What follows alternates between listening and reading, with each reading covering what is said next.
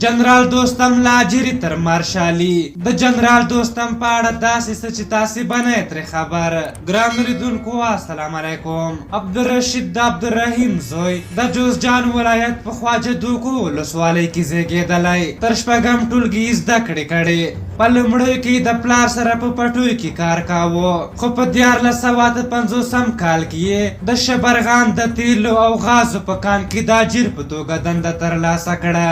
نوموړي به خپلو همکارانو ته د دوستم ملګری خطاب کاوه، ځکه په همدې نوم مشهور او وروسته یې ځان ته هم دا دوستم تخلص غوره کړ. 3 کاله وروسته د ډاکټر نجیب الله په وخت کې دولت ته جذب او لاجري سربازۍ ته ارتقا وکړه. د دوستم ظلم او وحشت د دې سبب شو چې نوموړی ډېر ژر مشهور شي. له سربازۍ وروسته د ټولي قوماندان، ورپسې د ولایت منشي او د برید جنرال په لقب ونازول شو. د جنرال دوستم کارنامې مشت نمونه خروار به د یو څو ظلمونو یادونه وکړو.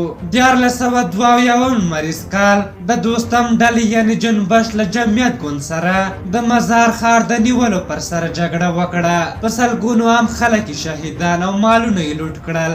1480 کال د قوس په 10 تاریخ دوستم او ډلې د سریپور ولایت د سید آباد ولسوالۍ 50 کورنۍ چې اسحاقزي پښتانه ول په زور او جبر له سیمې وایستل. 500 جریبه کرنیزه ځمکه یې ترې غصب او مشران یې له وژلو وروسته په سپیو وخوړل.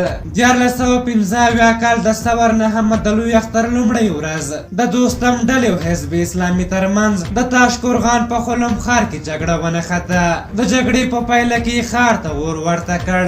1480 لمریز کال د دشت لیلیې پیښه چېرته چې له 300 زیات جنګي اسیران چې اکثره یې پښتانه ول د دوستم په لاس په ډېره بېرحمۍ سره ووژل شول. نور خو پرېږده چې د یوه سپین ږیري د جنسي ځورونې قضیه لا په سر پرته ده. خو د دې هر څه سره سره افغان حکمرانانو دوستم ته دا لقبونه ډالۍ کړي. ډاکټر نجیب الله د سربازۍ ډګر جنرالۍ ته ورساوه. صبغت الله مجددي د خالد بن ولید لقب ورکړ. برهان الدین رباني ورته د زوی لقب ورکړی و. حامد کرزي د ستر جنرالۍ په رتبه ونازاوه. اشرف غني لومړی معاون کړ او عبدالله ورته د مارشالۍ رتبه غواړي. په هر حال تاسو د جنرال دوستم او د هغه د کړنو په هکله څه نظر لرئ؟ خپل نظرونه مې راته په کومنټ کې ولیکئ. که زموږ ویډیو مو خوښه شوې وي ضروري لایک کړئ. تر بلې ویډیو مې په لویه بخښونکي خدای سپارم. د الله په امان.